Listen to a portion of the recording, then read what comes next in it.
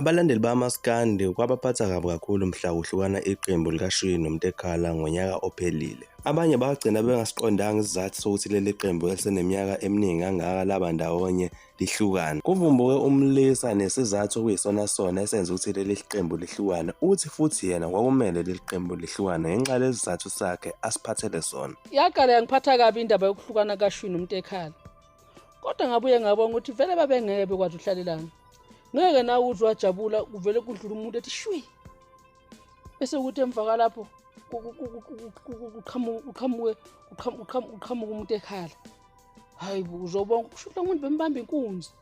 Mhlawumbe ngithathele imali yakhe nangi phela manje eKhala nangi uMtekhala manje. Mawusuthi uyezwa futhi kuthwala umuntu wathi mayethi shwi wahamba namantombazana.